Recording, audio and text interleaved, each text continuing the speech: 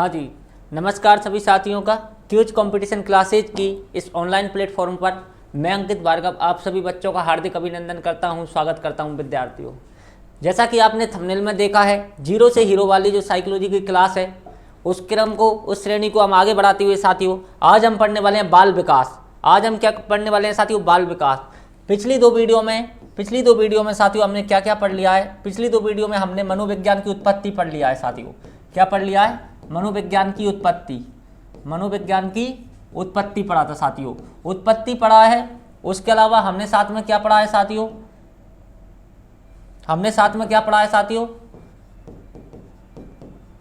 मनोविज्ञान की उत्पत्ति पढ़ी है। उसके अलावा हमने साथ में क्या पढ़ा है? शिक्षा मनोविज्ञान पढ़ा है। और एक और वीडियो में हमने क्या पढ़ लिया है साथियों? शिक्षा मनोविज्ञान। अब देखिए आप, हमने मनोविज्ञान का अर्थ पढ़ लिया था, संप्रत्यय पढ़ लिए थे और प्रमुख जो विचारधाराएं निकली थी वो सब पढ़ लिया था। हमने शिक्षा मनोविज्ञान का अर्थ पढ़ लिया था, जो प्रमुख विचारधाराएं थी, जो प्रमुख परिभाषाएं थी वो सब पढ़ लिया था। अब हम इस वीडियो में साथियों शिक्षा मनोविज्ञान पढ़ने वाले हैं।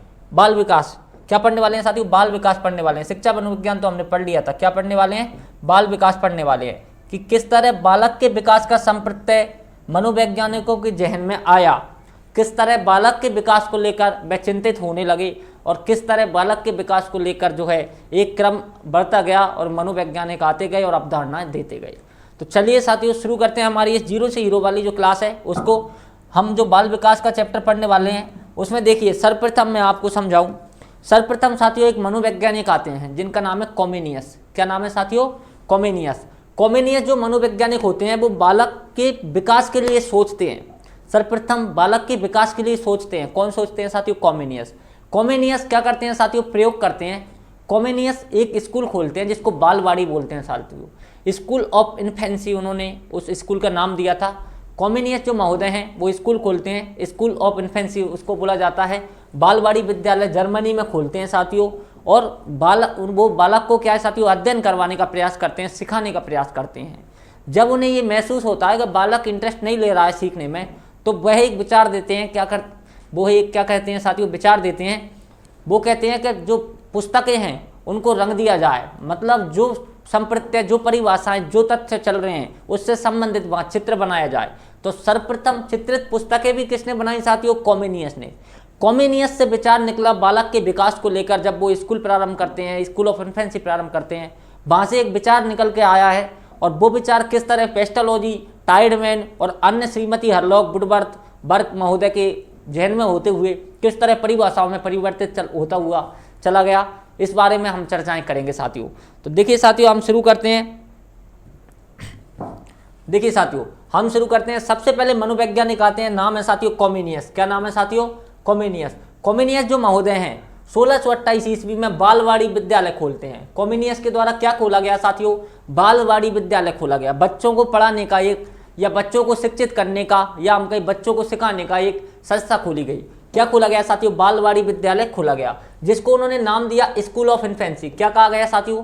School of infancy. इसको क्या कहते हैं साथियों? स्कूल ऑफ इन्फेंसी कहते हैं। कहाँ खोला गया साथियों? जर्मनी में। कहाँ खोला गया साथियों? जर्मनी में।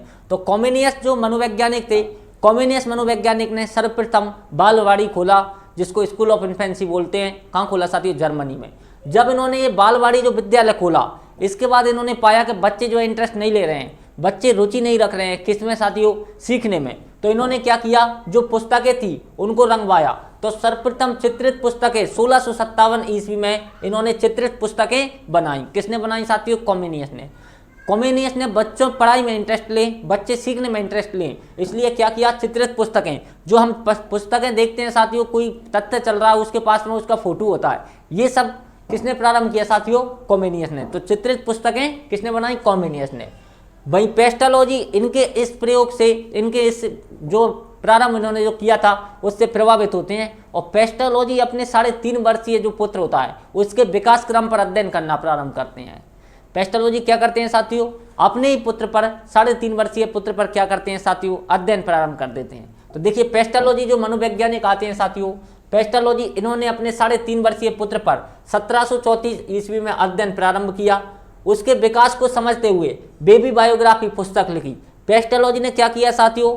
अपने 3.5 वर्षीय जो पुत्र पर अध्ययन किया उसके विकास क्रम को समझते हुए एक पुस्तक लिखी जिसका नाम था साथियों बेबी बायोग्राफी। बेबी बायोग्राफी किसने लिखी साथियों? पेस्टालॉजी ने। बाल मनोविज्ञान का जनक पेस्टालॉजी को माना जाता है साथियों। बाल मनोविज्ञान का जनक किसको माना जाता है साथियों? पेस्टालॉजी को माना जाता है। देखिए, हमने मनोविज्ञान की जब उत्पत्ति पढ़ी थी तब हमने देखा था कि सुकरात महोदय एक विचार प्रस्तुत करके जाते हैं, प्लेटो महोदय उस विचार के माध्यम से कई परिभाषाएं, कई अवधारणाएं, कई संकल्पनाएं प्रस्तुत करते हैं।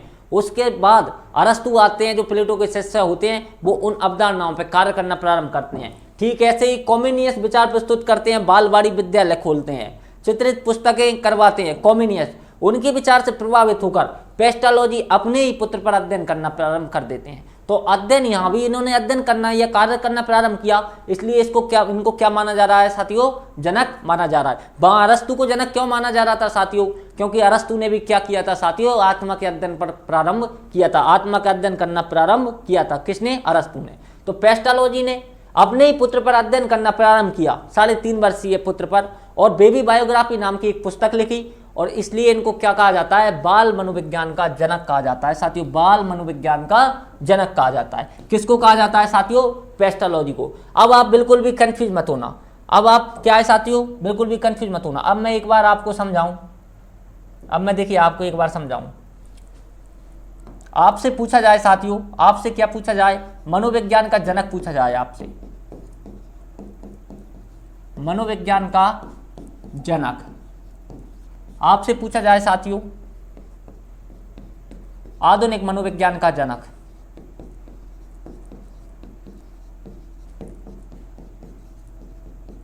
आधुनिक मनोविज्ञान का जनक पूछा जाए साथियों।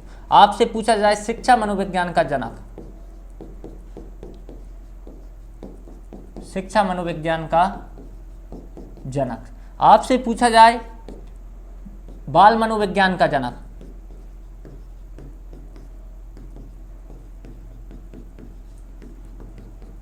अब देखिए, अब आप देखिए इसको। सबसे पहले हमने देखा, एक और आप देखिए, प्रयोगात्मक मनोविज्ञान का जनक।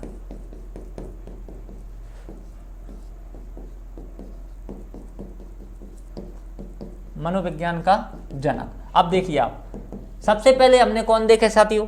मनोविज्ञान के जनक। मनोविज्ञान के जनक कौन है साथियों? अरस्तु। कौन है साथियों? अरस्तु। अब हम ये कहें कि प्राचीन मनोविज्ञान के जनक, तो भी कौन है साथियों? अरस्तु। अरस्तु। आधुनिक मनोविज्ञान के जनक कौन है साथियों? William James. कौन है साथियों? William James. कौन है? William James. आप कंफ्यूज मत होना, मैं इसलिए आपको एक बार क्लियर कर रहा हूं। शिक्षा मनोविज्ञान के जनक कौन है साथियों? थॉर्नडाइक। कौन है साथियों? थॉर्नडाइक। शिक्षा मनोविज्ञान के जनक कौन है साथियों? थॉर्नडाइक। बाल मनोविज्ञान के जनक अभी हम पढ़ के आए, कौन है साथियों? पेस्टालॉजी। कौन है साथियों? पेस्टालॉजी। प्रयोगात्मक मनोविज्ञान के जनक, प्रयोगात्मक मनोविज्ञान के जनक कौन है साथियों? William Wundt. कौन है? विलियम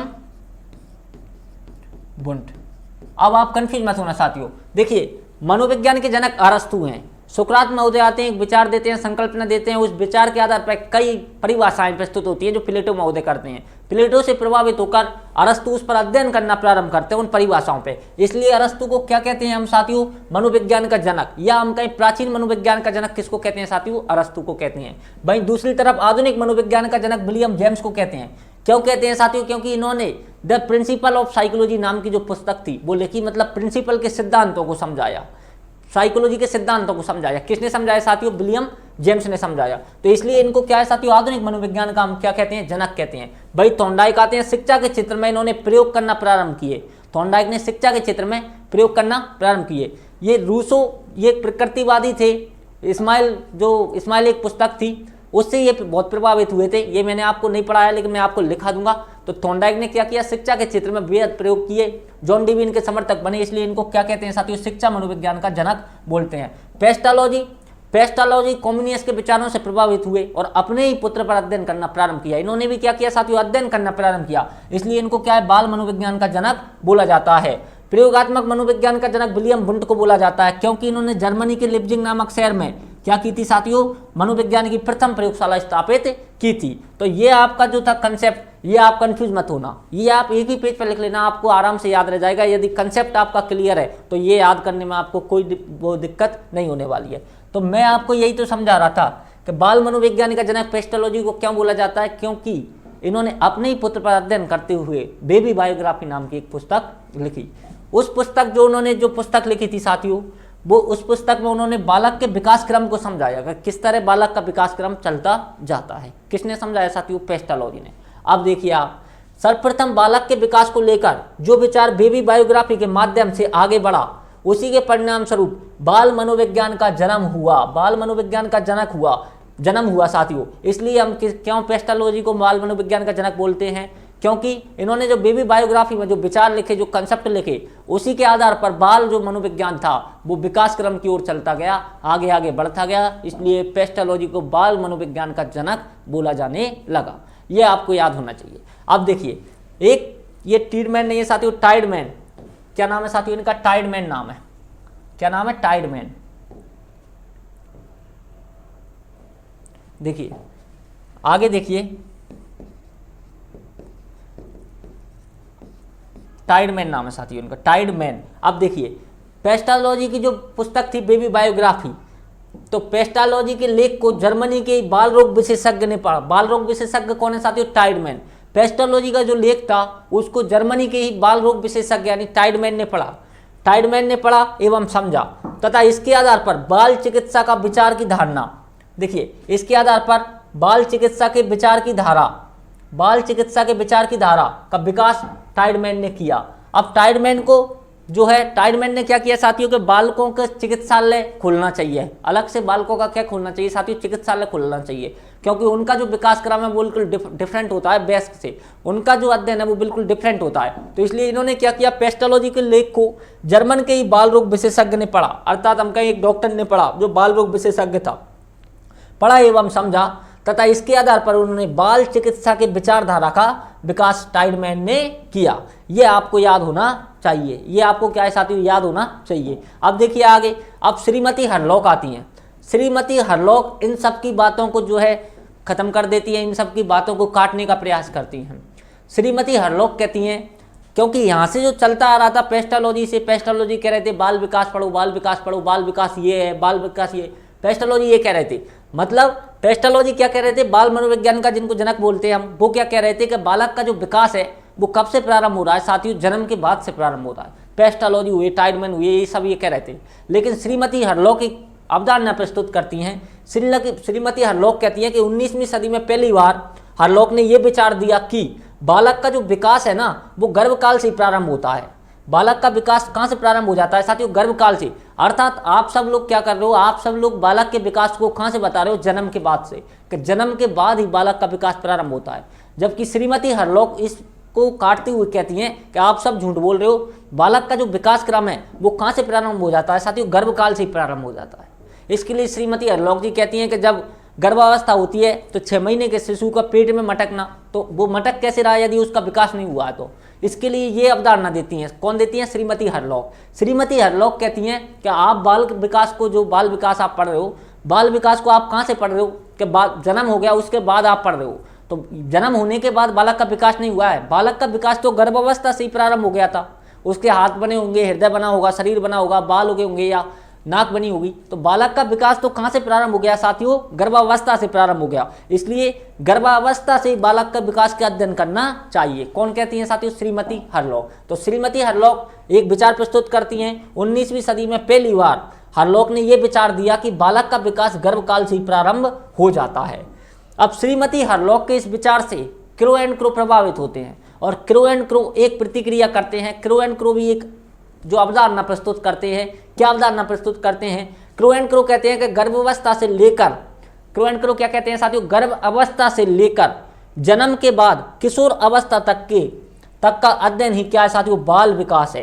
क्रो एंड क्रो क्या कहते हैं कि जो गर्भावस्था हुई है, गर्भावस्था से लेकर किशोर अवस्था तक का अध्ययन ही क्या है साथियों? बाल विकास है। कौन कहते हैं साथियों? Crow and crow. Crow and crow कहते हैं कि गर्भावस्था से लेकर जन्म के बाद किशोर अवस्था तक का अध्ययन ही क्या है साथियों? बाल विकास है। क्या है साथियों? बाल विकास है। कौन कहते हैं साथियों? Crow and crow. आगे देखिए, आगे चलते हैं हम। जब हम अब देखिए इस कॉन्सेप्ट को आपको समझना बेहद इंपॉर्टेंट है। यदि ये आपको समझ में आ गया तो पूरा बाल विकास आपके जो है मुट्ठी में होगा। देखिए, जब हम बालक के विकास का अध्ययन जन्म के बाद की अवस्थाओं को करते हैं तो ये बाल मनोविज्ञान कहलाता है।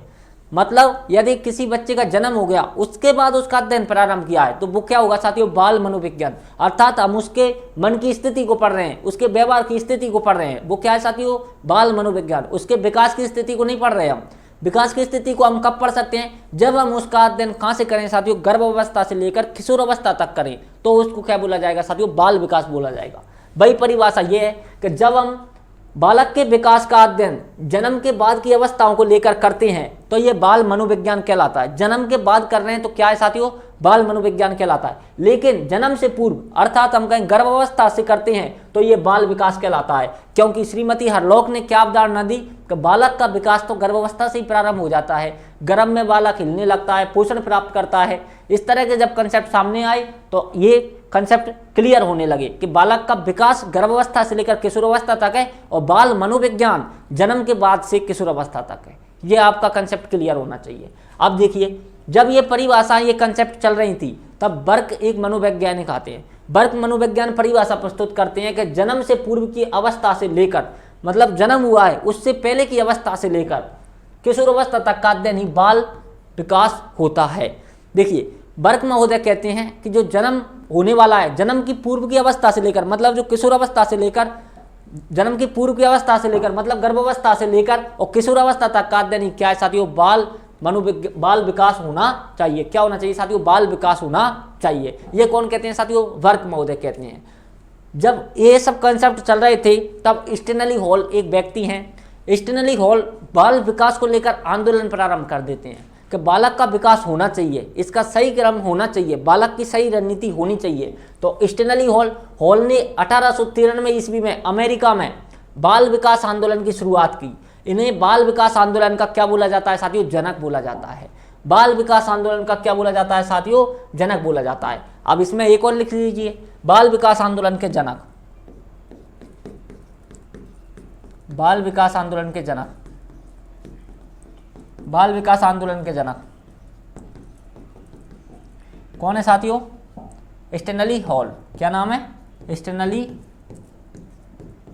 हॉल। ठीक है। अब आपको ये याद रखना है कि जब ये सब कंसेप्ट चल रहे थे तब स्टेनली हॉल के मन में विचार आया कि बालक का सही संप्रत्य होना चाहिए, बालक का सही विकास के क्रम में आगे बढ़ना चाहिए। इसलिए स्टेनली हॉल आवाज उठाते हैं कि बाल विकास आंदोलन एक शुरुआत करते हैं कि बालकों के विकास के संबंध में सही संप्रत्य हमको मिलना चाहिए। तो हॉल ने सन 1893 में अमेरिका में बाल विकास आंदोलन की शुरुआत की। इन्हें बाल विकास आंदोलन का क्या बोला जाता है साथियों, जनक बोला जाता है। अब देखिए, इंपॉर्टेंट बात है कि भारत में बाल मनोविज्ञान या हम कहें बाल विकास की शुरुआत 1930 से मानी जाती है। भारत में बाल मनोविज्ञान या बाल विकास की शुरुआत कब से मानी जाती है साथियों, 1930 से मानी जाती है। एक बालक के विकास में वंशानुक्रम एवं वातावरण का योगदान होता है साथियों। एक बालक का जो विकास हो रहा है उसमें वंशक्रम अर्थात उसके दादा दादी पापा मम्मी, उससे वंशक्रम का विकास, एक तो वंशक्रम साथ निभाता है और क्या निभाता है साथियों, वातावरण। किसी भी बालक को कैसा बनना है उसके वंशक्रम एवं वातावरण जो है महत्वपूर्ण उसमें योगदान निभाता है। तो यही यहाँ पे यही बात बोली जा रही है कि एक बालक के विकास में वंशानुक्रम एवं वातावरण का क्या है साथियों, योगदान होता है। एक बालक के विकास में उसके वंशक्रम एवं वातावरण की अहम भूमिका होती है। वुडवर्थ महोदय कहते हैं कि एक बालक के विकास में उसके वंशक्रम एवं वातावरण की महत्वपूर्ण भूमिका होती है। कौन कहते हैं साथियों, वुडवर्थ महोदय। कौन कहते हैं, वुडवर्थ महोदय। अब देखिए, जब ये कंसेप्ट सामने आया कि एक बालक के विकास में वंशक्रम एवं वातावरण की महत्वपूर्ण भूमिका होती है तो वुडवर्थ महोदय संप्रत्यय देते हैं कि बिल्कुल सही बात है, एक बालक के विकास में उसके वंशक्रम एवं वातावरण की महत्वपूर्ण भूमिका होती है। उस समय एक वो सूत्र देते हैं, एक क्या देते हैं साथियों, सूत्र देते हैं। वो क्या कहते हैं कि विकास बराबर, यदि हमें विकास चाहिए तो हमें क्या चाहिए, वंशक्रम और वातावरण, इन दोनों को इंटू करना पड़ेगा। इन दोनों का गुणनफल ही क्या साथियों, विकास है। यदि इन दोनों में से एक चीज कमजोर है, एक चीज अच्छी नहीं है तो बालक का विकास सही नहीं होगा। मान लीजिए उसका वंशक्रम खराब है, वंशक्रम मतलब उसमें सब मनोरोगी थे, उसके मम्मी पापा दादा जो थे उनमें कोई ना कोई मनोरोगी पैदा हुआ तो बालक का जो है मन की स्थिति है वो भी ठीक नहीं होगी। ठीक वैसे ही यदि किसी बालक को सही वातावरण में नहीं रखा जाए तो उसका विकास भी संभव नहीं है, मतलब हो सकता है विकास सही नहीं हो सकता। तो इसलिए वंशक्रम एवं वातावरण का गुणनफल क्या है साथियों, विकास है। गुणनफली क्या है साथियों, विकास है। कौन कहते हैं साथियों, वुडवर्थ। जब ये कंसेप्ट सामने निकल के आया तो फिर जो है आवाज़ें उठने लगी। क्या आवाज़ें उठने लगी साथियों, कि फिर बालक का जो विकास है वंशक्रम एवं वातावरण से प्रभावित है, तो इसको समझाइए साथियों कैसे। वुडवर्थ से कहा जाने लगा कि इसको समझाओ कैसे है, कि भाई वातावरण और वंशक्रम दोनों योगदान निभाते हैं। तो इसके लिए देखिए संप्रत्यय, वुडवर्थ का मानना है कि एक बालक का विकास उसके वंशक्रम एवं वातावरण का जो है गुणनफल है। ये वुडवर्थ परिभाषा देते हैं, ये संप्रत्यय देते हैं। अब वो समझाते हैं कैसे, कि बालक के जन्म एवं विकास में वंशक्रम की भूमिका कैसे होती है, वंशक्रम की भूमिका कैसे होती है, ये अवधारणा वो देते हैं कि वंशक्रम कैसे अहम भूमिका निभाता है, ये समझिए। देखिए माता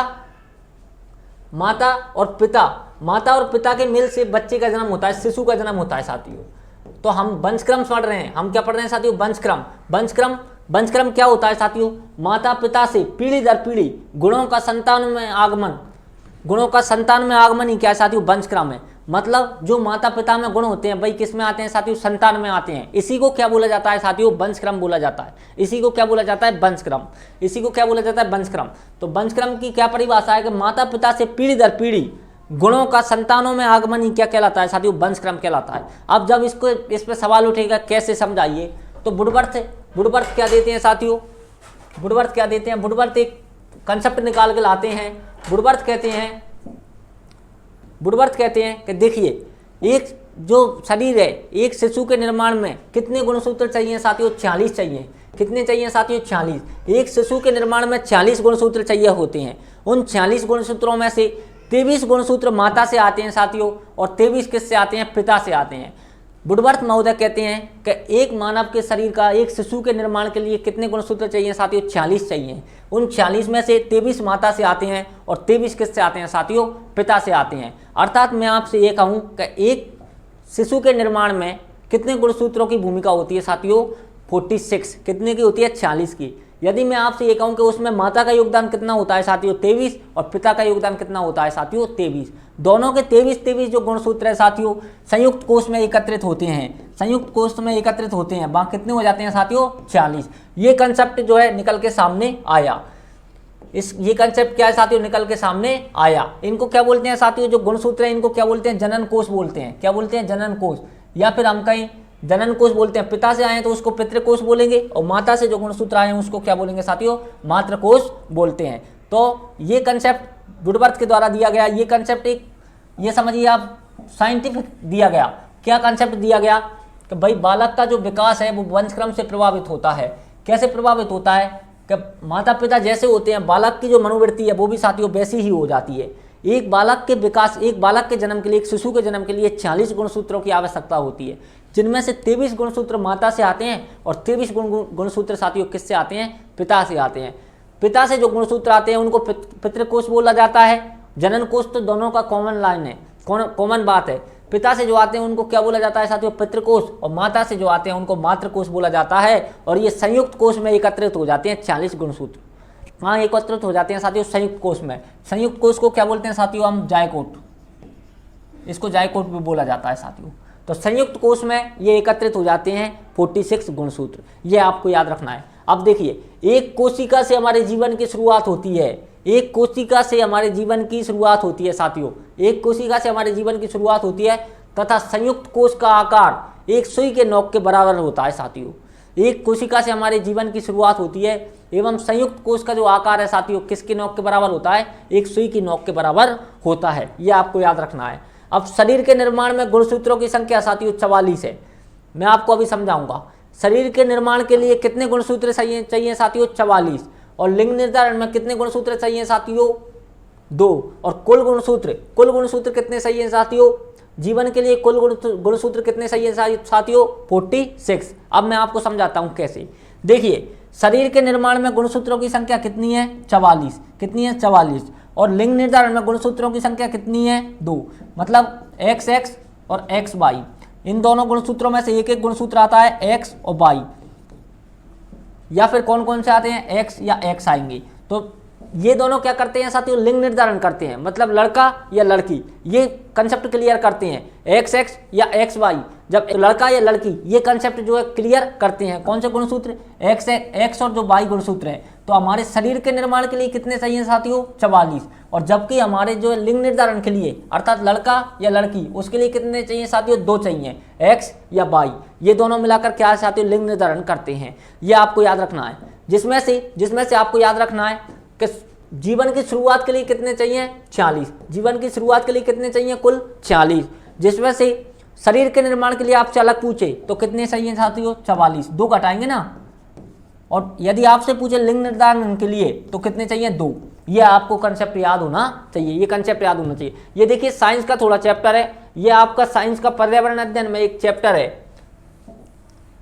पर्यावरण अध्ययन में एक साइंस का चैप्टर दे रखा है आपके, उसमें हम इसको अच्छे से डिटेल से मैं आपको क्लियर करूंगा। आपको सिर्फ अभी इतना याद रखना है कि एक शरीर के निर्माण के लिए कुल गुणसूत्र 46 चाहिए होते हैं, जिनमें से 23 गुणसूत्र माता से आते हैं जिनको मातृकोश या हम कहीं जनन कोश जिनको बोला जाता है, और 23 गुणसूत्र पिता से आते हैं जिनको हम कहीं पितृकोश या जनन कोश बोला जाता है। कुल जो 46 गुणसूत्र है वो संयुक्त कोश में एकत्रित होते हैं, और उन 46 गुणसूत्रों में से 2 गुणसूत्र ऐसे होते हैं जो लिंग का निर्धारण करते हैं कि लड़का होगा या लड़की होगी। और 44 जो गुणसूत्र हैं, कितने? 44 जो गुणसूत्र है वो किसका निर्धारण करते हैं साथियों? शरीर का। वो किसका करते हैं साथियों? शरीर का जो है निर्माण करते हैं। ये आपको याद रखना है। अब देखिए अन्य क्षेत्र में वंशक्रम की भूमिका, अन्य क्षेत्र में क्या वंशक्रम भूमिका निभाता है? जी हाँ, बिल्कुल निभाता है। कैसे निभाता है? हमारे मानसिक एवं शारीरिक विकास में वंशक्रम अहम भूमिका निभाता है साथियों।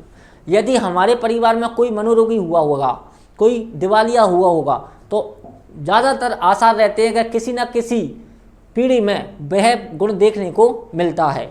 तो मानसिकता एवं शारीरिक जो विकास है हमारा, मानसिक एवं शारीरिक विकास पर वंशक्रम का बेहद प्रभाव पड़ता है साथियों। ठीक है, शरीर की संरचना, रंग, रूप, कद में भी क्या है साथियों? वंशक्रम का प्रभाव पड़ता है। यदि परिवार में सभी ठिंगने लोग हैं तो स्वाभाविक सी बात है कि जो बच्चा होगा वो भी ठिंगना ही होगा। अपवाद हो सकता है कि वो लंबा हो जाए, लेकिन वो ठिंगना ही होगा, क्योंकि उसके गुणसूत्र क्या है साथियों? वैसे ही है जैसे सारे परिवार के थे। ठीक है, तो संरचना में, रंग, रूप में भी क्या है साथियों? भूमिका निभाते हैं। आप सभी ये देखते ही हो। कार्य, व्यवहार और व्यवसाय में भी क्या है साथियों? वंशक्रम भूमिका निभाता है। आप ज़्यादातर देखते होंगे जैसे ओझा जो समाज है, जो लकड़ी का कार्य करते हैं, उनके जो बालक है उनके अपने आप इंटरेस्ट जगता है लकड़ी के ऊपर कार्य करने का, और वो किसी और व्यक्ति से ज़्यादा जल्दी परफेक्टली सीख जाते हैं उस काम को। तो इसलिए कार्य, व्यवहार या हम कहें व्यवसाय में भी किसकी भूमिका होती है साथियों? वंशक्रम की भूमिका होती है। और किशोर अवस्था के विकास में भी क्या है साथियों? वंशक्रम की भूमिका जो है होती है। ये आपको याद रखना है। तो ये वंशक्रम की हमने भूमिकाएं पढ़ी। अब देखिए बालक के जो विकास में वातावरण की क्या भूमिका है? वुडवर्थ ने 2 दिए, वंशक्रम एवं वातावरण। वंशक्रम की उसने समझाया कि किस तरह एक शरीर का निर्माण होता है 46 गुणसूत्रों से, जिसमें से 23 माता से आते हैं, 23 पिता से आते हैं। इन 40 गुणसूत्रों में से 44 गुणसूत्र मानव के शरीर का निर्धारण करते हैं, और जो 2 गुणसूत्र है वो लड़का या लड़की अर्थात लिंग निर्धारण करते हैं। ये किसने समझाया साथियों? वुडवर्थ ने समझाया। साइंस का ये जो चैप्टर है उस हिसाब से। अब देखिए वुडवर्थ ही समझाते हैं कि बालक का विकास वातावरण में होता है। तो बालक के विकास में वातावरण की क्या भूमिका है? तो देखिए वातावरण किसको बोलते हैं साथियों? एक बालक के विकास में प्राकृतिक एवं सामाजिक कारकों का प्रभाव देखा जाता है। सामान्य रूप से वह क्या है साथियों? वातावरण है। वातावरण क्या है? एक बालक के विकास में जो प्राकृतिक या हम कहें सामाजिक जो प्रभाव देखा जाता है वो क्या है साथियों? उस बालक का वातावरण है, या फिर वही वातावरण है। ये वातावरण की सामान्य सी परिभाषा है। वुडवर्थ जी कहते हैं कि वे सभी तत्व जो जन्म से ही हमें प्रभावित करना प्रारंभ कर देते हैं वातावरण कहलाते हैं। वे सभी तत्व जो जन्म से ही हमें क्या करते हैं साथियों? प्रभावित करते हैं, क्या कहलाते हैं? वातावरण कहलाते हैं। कौन कहते हैं साथियों? वुडवर्थ महोदय कहते हैं। जिम्बर्ट एक मनोवैज्ञानिक हैं। जिम्बर्ट मनोवैज्ञानिक कहते हैं कि वे सभी वस्तुएं जो हमें चारों ओर से घिरे हुए हैं एवं जन्म से मृत्यु तक प्रभावित करते हैं वो वातावरण है। जिम्बर्ट कहते हैं कि वे सभी वस्तुएं जो हमें चारों ओर से घिरे हुए हैं एवं जन्म से मृत्यु तक प्रभावित करते हैं वो सब क्या है साथियों? वातावरण है। कौन कहते हैं साथियों? जिम्बर्ट। कौन कहते हैं? जिम्बर्ट। अब देखिए प्रमुख वातावरणीय घटक जो बालक के विकास को प्रभावित करते हैं, देखिए क्या क्या प्रभावित करते हैं। पहला प्रभावित करता है जन्म स्थान। जन्म स्थान से आशय ये है कि उसका जन्म जो है किस कंडीशन में हुआ है साथियों? उसका जन्म कैसे वातावरण में हुआ है। यदि उसका जन्म एक अच्छे परिवार में हुआ है तो स्वाभाविक सी बात है कि उसका मानसिक एवं शारीरिक विकास अच्छा ही होगा। तो जन्म स्थान भी क्या है साथियों? बालक के विकास को प्रभावित करता है। दूसरा है जन्म क्रम। किस क्रम में हुआ है। यदि सबसे छोटा है तो उसमें जो गुण हैं, जो उसके परिवार के जो गुण हैं वो बहुत कम देखने को मिलेंगे। यदि सबसे बड़ा है तो उसमें क्या है साथियों, जल्दी वो आ जाती है शालीनता, परिवार को संभालने का जल्दी। यदि जैसे सबसे बड़ा पुत्र हम देखते हैं कि वो परिवार के जो है देख रेख जल्दी करने लगता है, तो उसमें क्या है, विकास जल्दी होता है, उसका क्रम के अनुसार है ना। यदि सबसे छोटा बच्चा है वो क्यों नहीं कर पा रहा, जिम्मेदारी क्यों नहीं संभाल रहा है, वो क्यों मस्तियां कर रहा है, क्यों कर रहा है साथियों, क्योंकि उसका जन्म क्रम अभी वो इतना परिपक्व नहीं हुआ है कि उन सब चीज़ों को समझ सके। जबकि जो बड़ा बच्चा है वो परिपक्व हो गया है, उसको समझ में आ गया है। तो ये जन्म क्रम भी क्या है साथियों, बालक के विकास को प्रभावित करता है। पोषण, बालक का विकास में पोषण भी साथियों महत्वपूर्ण योगदान निभाता है, क्योंकि पोषण भी क्या है, प्रभावित करता है किस तरीके का उनका जो है पालन पोषण या लालन पोषण जो है साथियों हुआ है।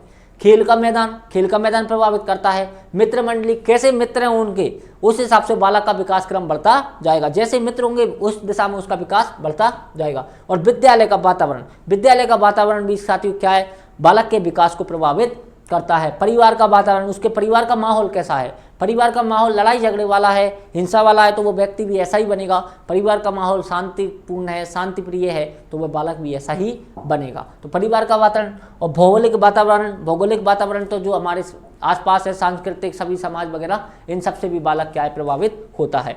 तो ये था बालक के विकास में वातावरण एवं वंशक्रम की क्या भूमिका रहती है, ये हमने कंसेप्ट समझा। वंशक्रम की क्या भूमिका रहती है कि 40 गुणसूत्र होते हैं, 23 माता से आते हैं, 23 पिता से आते हैं, 40 की 40 जायगोट में अर्थात हम कहें संयुक्त कोष में एकत्रित हो जाते हैं। 2 गुणसूत्र लिंग का निर्धारण करते हैं कि लड़का होगा या लड़की होगी, और जो 44 गुणसूत्र है वो किसका निर्धारण करते हैं साथियों, शरीर का निर्धारण करते हैं कि कैसा इसका शरीर बनना चाहिए, कैसा इसका शरीर बनेगा। वहीं दूसरी तरफ बालक के विकास में जब हम वातावरण की अहम भूमिका समझते हैं, तो हम समझते हैं कि जन्म स्थान, खेल का मैदान, जन्म क्रम, मित्र मंडली, परिवार का वातावरण, भौगोलिक वातावरण, पोषण और विद्यालय का वातावरण, ये सब भी क्या है साथियों, बालक के विकास को कहीं ना कहीं प्रभावित करते हैं। सामान्यतः आप भी देखते हैं प्रभावित करते ही हैं। चलिए आगे चलते हैं हम। अब बाल विकास से संबंधित साथियों कुछ सिद्धांत हैं। बाल विकास से संबंधित कुछ सिद्धांत हैं। क्या क्या सिद्धांत है, देखिए पहला सिद्धांत आया है समानता या हम कहें समरूपता या हम कहें समान प्रतिमान का सिद्धांत। समानता, समरूपता या समान प्रतिमान का सिद्धांत किसने दिया साथियों, किसने दिया ये सिद्धांत, ये दिया सोरेंस ने। किसने दिया साथियों, सोरेंस ने। ये सिद्धांत किसने दिया साथियों, सोरेंस ने दिया। देखिए समानता, समरूपता या समान प्रतिमान का सिद्धांत, ये सिद्धांत क्या कहता है साथियों, ये सिद्धांत कहता है कि जो सभी प्राणी हैं पृथ्वी पर वो अपने ही जो समान प्राणी हैं वैसा ही जन्म देते हैं। जैसे मान लीजिए पशु है कोई, जैसे कुत्ता है, कुत्ता या कुतिया ही पैदा होगा, मनुष्य पैदा नहीं हो सकता। ये समानता, समरूपता या समान प्रतिमान का सिद्धांत है साथियों। जैसे मनुष्य हैं, मनुष्य ही पैदा होंगे, बंदर पैदा नहीं हो सकता। ये क्या है साथियों, समान प्रतिमान का सिद्धांत है। तो देखिए इस सिद्धांत के अनुसार सभी प्राणी अपने समान प्रतिमान वाली संतानों को ही जन्म देते हैं। जैसे मनुष्य के मनुष्य ही होगा, जैसे पशुओं के पशु ही होगा, जैसे मनुष्य के क्या है साथियों, मनुष्य ही होगा और पशुओं के पशु ही होगा। ये क्या है साथियों, समान प्रतिमान या समरूपता का जो है साथियों सिद्धांत है। किसने दिया साथियों, किसने दिया, सोरेंस ने। सोरेंस ने कहा कि जो सभी प्राणी हैं वो अपने समान प्रतिमान वाली संतानों को ही उत्पन्न करती हैं। जैसा उनका नेचर होता है वैसी संतानों वो उत्पन्न करती हैं। ठीक है साथियों, आगे देखिए अर्जित गुणों का सिद्धांत क्या है साथियों, अर्जित गुणों का सिद्धांत प्रस्तुतकर्ता कौन है साथियों, लेमार्क। प्रस्तुतकर्ता कौन है साथियों, लेमार्क। लेमार्क कहते हैं कि जो गुण माता पिता के द्वारा अर्जित किए जाते हैं, जो गुण माता पिता वातावरणीय व्यवहार में सीखते हैं, वही गुण बालक में देखने को मिल जाते हैं। मतलब जैसे माता पिता के संस्कार उनके समय में थे, वो संस्कार जैसे धारण करके रखते हैं वैसा ही बालक पैदा होता है। तो अर्जित गुणों का सिद्धांत क्या है साथियों, इसके प्रस्तुत करता है साथियों लेमार्क। जो गुण माता पिता के द्वारा अर्जित किए जाते हैं उन्हीं गुणों को कई बार संतानों में देखा जाता है। ठीक है, और इसने क्या है साथियों, लेमार्क ने जिराफ की गर्दन का क्या है साथियों उदाहरण प्रस्तुत किया कि जिस तरह जिराफ की गर्दन बहुत लंबी होती है उसी तरह उसका जो क्रम चलता आ रहा है वो ऐसे ही चलता आ रहा है। तो अर्जित गुणों का सिद्धांत क्या है साथियों, लेमार्क ने कहा कि जो गुण माता पिता अपने वातावरणीय व्यवहार में जो अर्जित करते हैं वो गुण सामान्य रूप से उसके बालकों में, उनके बच्चों में देखने को मिलते हैं। ये क्या है साथियों, अर्जित गुणों का सिद्धांत कहलाता है। जनन द्रव्य, बीज कोष या हम कहें अमरता का सिद्धांत। देने वाले कौन है साथियों, बीजमैन। देने वाले कौन है साथियों, बीजमैन। जनन द्रव्य, बीज कोष, या हम कहें अमरता का सिद्धांत किसने दिया साथियों, बीजमैन ने दिया। देखिए बीजमैन के द्वारा कई पीढ़ियों तक चूहों की पूंछ काटने पर कोई भी पीढ़ी ऐसी नहीं आई जिसकी पूंछ ना हो। इस आधार पर बीजमैन ने कहा कि हमारा जो जनन द्रव्य है वो निरंतर बना रहता है, अर्थात हम कहें कि अमर रहता है। देखिए बीजमैन ने क्या किया, कई पीढ़ियों तक, जैसे बीजमैन ने सबसे पहले एक चूहा लिया, उसकी पूंछ काटी, उस चूहे से कई संतान उत्पन्न हुई, लेकिन उन सबके पूंछ उगाई आई, भले ही बीजमैन ने काटी हो लेकिन उनके पूंछ थी। फिर जब दूसरी पीढ़ी को लिया, उसने उसकी पूंछ काटी, फिर उसके संतान हुई, उसके भी पूंछ आई। तो ये बीजमैन ने ये साबित किया कि भाई जो हमारा द्रव्य है, जो हमारा जनन द्रव्य है, वो तो बिल्कुल निरंतर ऐसा ही बना रहता है, जैसे ही हम संतान उत्पन्न करेंगे वो वैसा ही बना रहेगा। मतलब वो अपने जो समानता का सिद्धांत देखा, वही की वही सिद्धांत यहाँ लागू होता है कि भाई बंदर उसके चूहे के यदि पूंछ आ रही है तो वो आप एक चूहे की काट दो, 10 चूहों की काट दो, 100 चूहों की काट दो, लेकिन जब वो संतान उत्पन्न करेंगे तो उनके पूंछ निश्चित रूप से आएगी। ये किसने कहा साथियों, बीजमैन ने कहा। मतलब उनका जो जनन द्रव्य है वो ऐसा ही है, उनके पूंछ आनी है। तो किसने कहा साथियों, ये बीजमैन ने। तो बीजमैन ने क्या किया, बीजमैन के द्वारा कई पीढ़ियों तक चूहों की पूंछ काटने पर कोई भी पीढ़ी ऐसी नहीं आई जिसकी पूंछ ना हो। इस आधार पर बीजमैन ने कहा कि हमारा जो जनन द्रव्य है वो निरंतर बना रहता है। हमारा जनन द्रव्य क्या है साथियों, निरंतर बना रहता है। किसने कहा साथियों, बीजमैन ने। तो बीजमैन अमरता का सिद्धांत देते हैं, बीज कोष का या जनन द्रव्य का सिद्धांत देते हैं। एक आता है साथियों प्रत्यागमन का सिद्धांत। एक क्या है साथियों, प्रत्यागमन का सिद्धांत। इस सिद्धांत को हम सामान्यतः हमारे आसपास देखते ही रहते हैं। जैसे कोई बहुत संस्कारी जो पिता होता है, उसके ऐसा बच्चा पैदा हो जाता है जो सब कुछ नष्ट करने वाला हो, मतलब एक उपद्रवी बच्चा पैदा हो जाता है। ये क्या है साथियों, प्रत्यागमन का सिद्धांत है। मतलब बाप में अच्छे गुण थे लेकिन बच्चे में नहीं है, या हो सकता है बाप बहुत शरीफ था, बाप बहुत मतलब, या हो सकता है कि बाप बहुत बिगड़ा हुआ था लेकिन बच्चा बहुत शरीफ हुआ है, संस्कारी हुआ है। तो देखिए जो ये प्रत्यागमन का सिद्धांत है, इस सिद्धांत के अनुसार जो गुण माता पिता में पाए जाते हैं उसके ठीक विपरीत गुण संतानों में दिखाई देते हैं साथियों। जैसे उदाहरण के लिए हम क्या कहें, हिरण्यकश्यप के प्रहलाद का जन्म होना। जैसे हिरण्यकश्यप कितना खतरनाक व्यक्ति था, कितना क्रूर व्यक्ति था, लेकिन उसके प्रहलाद जैसी संतान का जन्म हुआ जो भगवान को पूजने लगी, जो भगवान को मानने लगी। जबकि हिरण्यकश्यप कितना खतरनाक शासक था उसके बाद भी। तो प्रत्यागमन का जो सिद्धांत है वो क्या कहता है कि इस सिद्धांत के अनुसार जो गुण माता पिता में पाए जाते हैं उसके ठीक विपरीत गुण कभी कभार बच्चों में आ जाते हैं। जैसे शरीफ इंसान के उपद्रवी बच्चे का जन्म होना, ठीक ऐसे ही हिरण्यकश्यप के प्रहलाद का जन्म होना, ये आपको याद रखना है। देखिए विभिन्नता का सिद्धांत, सामान्यतः देखा जाता है कि संतानों में पाए जाने वाले गुण माता पिता के समान नहीं होते, बल्कि कदकाठी रंग रूप में वो भिन्न हो जाते हैं। सामान्यतः देखा जाता है कि माता पिता में पाए जाने वाले गुण संतानों में नहीं पाए जाते। जैसे लंबे लंबे सभी परिवार में लोग हैं लेकिन उनके बाई चांस कोई छोटा पैदा हुआ है जो ठिकना है, तो सामान्यतः कभी कभार हो जाता है ये। तो विभिन्नता का सिद्धांत है, व्यक्ति व्यक्ति में भिन्नताएं पाई जाती हैं। व्यक्ति व्यक्ति में क्या है साथियों, भिन्नताएं पाई जाती हैं। सामान्यतः देखा जाता है कि संतानों में पाए जाने वाले गुण माता पिता के समान नहीं होते, बल्कि कद काठी रंग रूप में वो भिन्न पाए जाते हैं। ये भी साथियों क्या है साथियों, एक सिद्धांत है, विकास का सिद्धांत है। तो ये था हमारा आज का चैप्टर साथियों, बाल विकास। इसमें हमने बाल विकास का जनक पढ़ा, बाल विकास का जो किस तरह कॉमिनियस के द्वारा एक चलाया गया था, संप्रत्यय दिया गया था, एक प्रयोग किया गया था, वहाँ से किस तरह उभर कर सामने आया। बाल विकास आंदोलन किस तरह स्टैनली हॉल के द्वारा चलाए गए और किस तरह बाल विकास का सही पूर्ण रूप से हमें अध्ययन मिल पाया वुडवर्थ के द्वारा। जब वुडवर्थ कहते हैं कि बालक का जो विकास है वो वंशक्रम एवं वातावरण से प्रभावित होता है, वुडवर्थ इसको क्लियर करते हैं, सही तरीके से समझाते हैं। फिर कई मनोवैज्ञानिक इसके ऊपर जो है सिद्धांत निकालते हैं, जिसमें हम अर्जित गुणों का सिद्धांत पढ़ते हैं साथियों, मौलिक गुणों का सिद्धांत पढ़ते हैं, अमरता का सिद्धांत पढ़ते हैं जो बीजमैन ने दिया। इस तरीके से हम किस तरह बालक के विकास के क्रम को आगे पढ़ते जाते हैं। तो साथियों आज के लिए इतना ही, मैं लेता हूँ आपसे विदा। मिलता हूँ कल किसी नए चैप्टर के साथ, मनोविज्ञान की जीरो से लेकर हीरो तक की जो कहानी है उसके कई कंसेप्ट के साथ। जब तक के लिए जय हिंद साथियों, जय भारत, राम राम, खम्मा गढ़ी।